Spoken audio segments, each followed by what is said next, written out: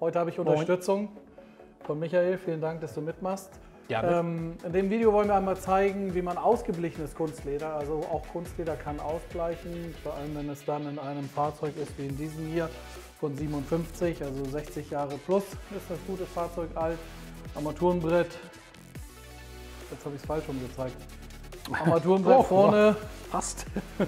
Hutablage hinten ist ausgeblichen, Vorher-Nachher-Fotos von Bodo und auch die Türgriffe und ja, wir werden jetzt einmal zusammen, Micha stellt seine Räume zur Verfügung, einmal Schritt für Schritt zeigen, wie wir den DeSoto wieder strahlend rot bekommen, zumindest innen drin.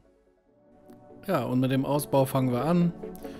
Erst vorne, dann hinten, dann Türgriffe und dann rüber in die Lackierwerkstatt. Und wie immer fangen wir mit Reinigen an, Kunstlederreiniger. Auf eine Bürste und dann erstmal Alltagsverschmutzungen und Patina runterholen.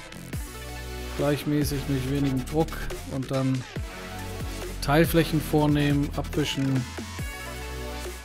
Ja, wie gehabt, und dann sieht man sogar ein bisschen an dem Tuch, dass es schmutzig geworden ist. Nächster Schritt, Farbe mischen. Color Scanner Pro ist eine gute Hilfe dabei.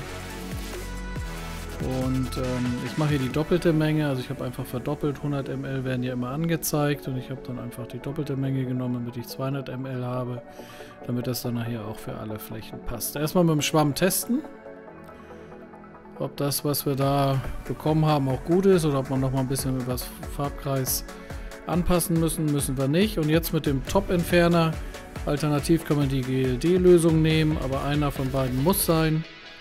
Einmal die gesamte Fläche abreiben, ablüften lassen und dann in die Lederfarbe 5% Vernetzer rein, keine Grundierung, sondern nur 5% Vernetzer, gut umrühren und dann hat man jetzt so 3 bis 4 Stunden Topfzeit.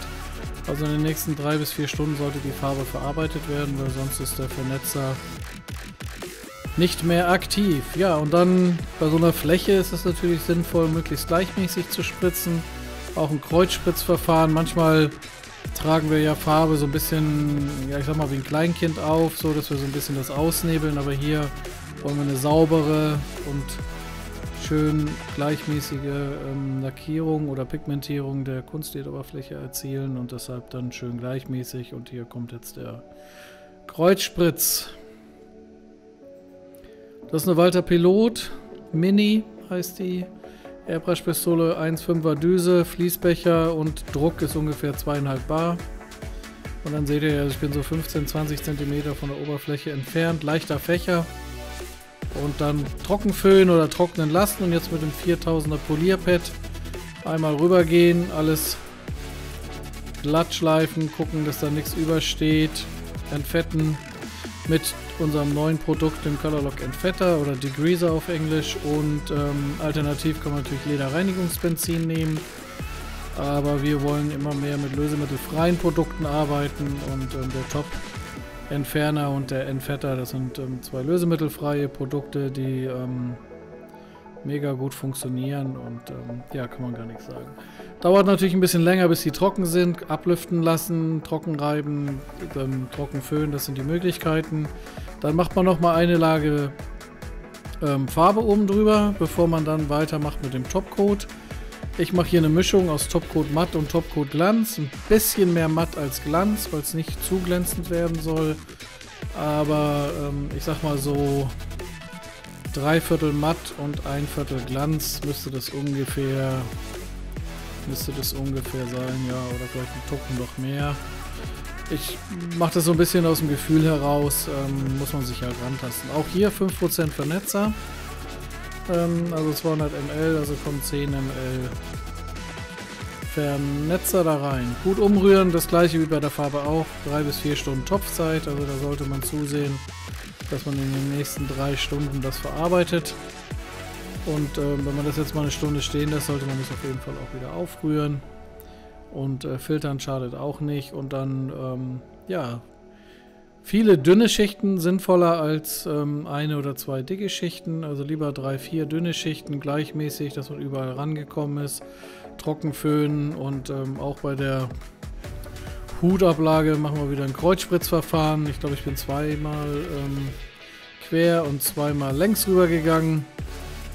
Ja, trockenföhnen und dann konnten wir uns ums Armaturenbrett kümmern. Wir hatten ursprünglich gehofft oder hatten eigentlich vor, das auszubauen, aber dann haben wir gesehen, was da alles hinten dran hängt. Da ist eine ganze Menge miteinander verbunden, deshalb haben wir uns entschieden, das drin zu lassen. Ablauf der gleiche, reinigen mit dem Kunstlederreiniger, vorbereiten mit dem Top-Entferner, Farbe 5% Vernetzer, Trockenföhn mit dem Polierpad einmal glattschleifen, entfetten mit dem Entfetter, nochmal eine Farbschicht drüber, Topcoat, das gleiche mit 5% Vernetzer und eine Mischung aus Matt und Glanz machen. Ja, und dann, wenn das alles trocken ist und passt, dann kann man alles wieder einbauen. Hat mir Micha sehr gut geholfen, weil das hätte ich, glaube ich, nicht so hingekriegt und so sieht es danach aus. Ja, fertig. Jeden einzelnen Schritt habe ich ja einmal erklärt, aber eine große Frage oder eine Frage, die immer wieder kommt, ist, wie viel Material haben wir verbraucht? Und Micha hat mitgeschrieben. Jo, habe ich wohl. Also, wir haben gebraucht 100 Milliliter Kunstlederreiniger, den wir mit einer Lederreinigungsbürste verarbeitet haben. 80 Milliliter Top-Entferner, ganz tolles neues Produkt. Neues Produkt, wie wir sagen, lösemittelfrei, sehr verträglich, wirklich. Aber ja, gute Wirkung. Ja, hervorragend, genial. 300 Milliliter Lederfarbe mit 5% Vernetzer. Dann ja, als Topcoat, dann Topcoat eben mit 150 Millilitern und 3/4 matt, 1/4 Glanz.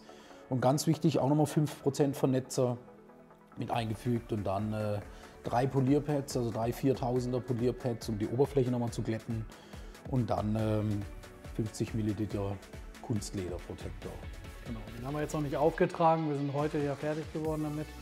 Lassen den jetzt noch eine Nacht stehen, alles wieder eingebaut. Vielen Dank, Micha, dass du beim Einbauen auch so gut geholfen hast. Ja, gerne. Macht ja, aber Spaß. Es ist nichts übrig geblieben, wir haben keine Schraube übrig geblieben. Von daher denken wir mal, passt soweit. Und ja, der Inhaber des Fahrzeuges war auch schon da, der hat sich gefreut, ist begeistert. Also ist auf jeden Fall was zum Nachmachen.